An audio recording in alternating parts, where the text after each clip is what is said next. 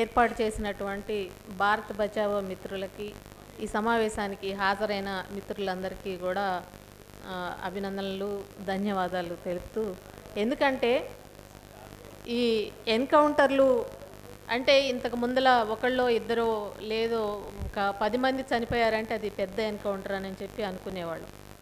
కానీ ఈరోజు మావోయిస్టుల పేరుతోని ఆదివాసీల్ని మొత్తాన్ని కూడా అక్కడ నుండి తరిమివేయడం కోసం వాళ్ళని హత్యలు చేయడం, జైల్లో పెట్టడం, అత్యాచారాలకు గురి చేయడం.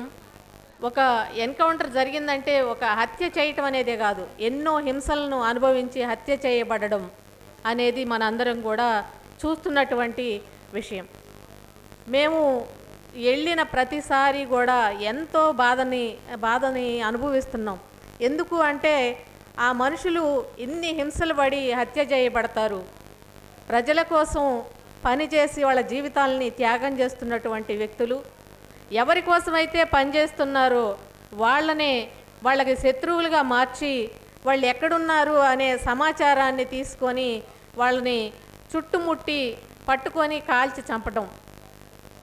ఇదంతా కూడా ఈరోజు కేంద్ర హోమ్ మినిస్టర్ అమిత్ షా మేము మావోయిస్ట్ రహిత ఛత్తీస్గఢ్ రాష్ట్రాన్ని, అట్లాగే ఆ తరువాత మావోయిస్ట్ రహిత భారతదేశాన్ని మేము నిర్మించబోతున్నాం అని చెప్తున్నాడు ఆయన. ఇక్కడే మనకి అర్థమవుతుంది అంటే మావోయిస్ట్ రహితనా మానవ రహితనా అనేది మేము ప్రశ్నిస్తున్నాం.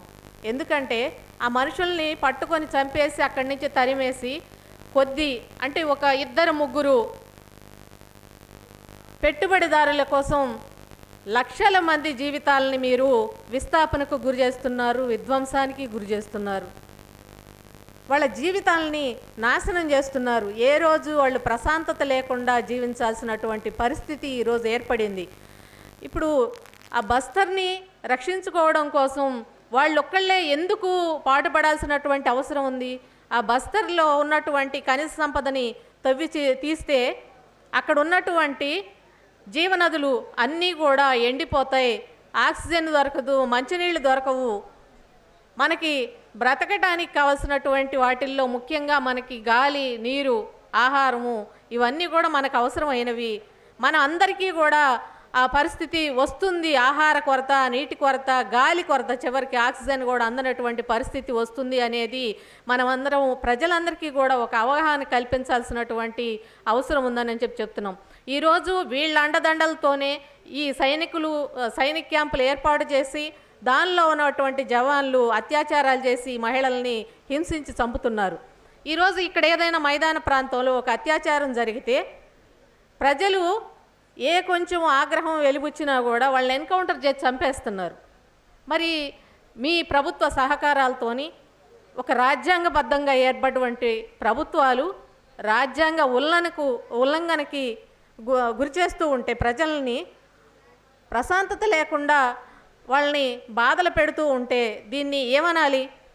ప్రభుత్వాలే రాజ్యాంగ ఉల్లంఘనకు ఇదవుతుంటే ఏం చేయాలి? ఎట్లా చేయాలి? చట్టబద్ధత లేదు, రాజ్యాంగబద్ధంగా పరిపాలన లేదు, మీ ఇష్టం వచ్చినట్టు మేము చంపేస్తాం, పొడి చేస్తామని చెప్పి మాట్లాడడం అనేది ఏ విధంగా రాజ్యాంగబద్ధమైనది? ఇది దేన్నైనా సరే మేము చేస్తాం, మేము ఏదైనా చేస్తాం అనేటువంటి పరిస్థితికి ఈరోజు బీజేపీ ప్రభుత్వం నెట్టబడింది. దాన్ని మనం ఎవరూ కూడా ప్రశ్నించకపోతే వాళ్ళు ఇదే విధంగా కొనసాగిస్తూ నిజంగానే మానవరహిత భారతదేశాన్ని వాళ్ళు నిర్మిస్తారు అనేది మనము అర్థం చేసుకోవాల్సినటువంటి విషయం.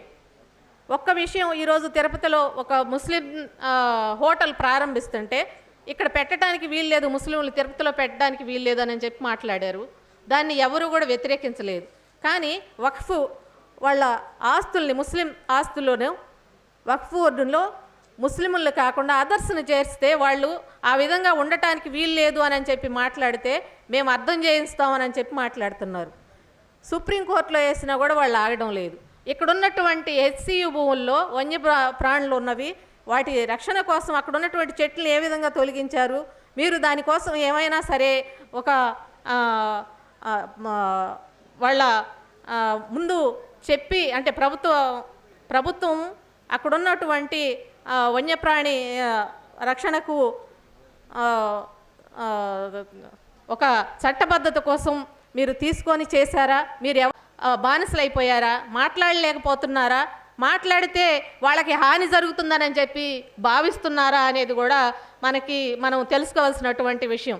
నిజంగానే ఎదురు తిరిగిన వాళ్ళు, ఎందుకంటే ఆ రోజు గుజరాత్లో ఒక మారణహోమం జరిగిన రోజు ఇంటెలిజెన్స్ ఆఫీసరు ఒక ఎస్పీ స్థాయిలో ఉన్నటువంటి వ్యక్తిని అప్పటి నుంచి ఇప్పటిదాకా జైల్లో పెట్టారు. ఎందుకంటే ఎట్లా జరిగింది, ఎవరు చేశారు అనేది అతను మాట్లాడుతున్నాడు.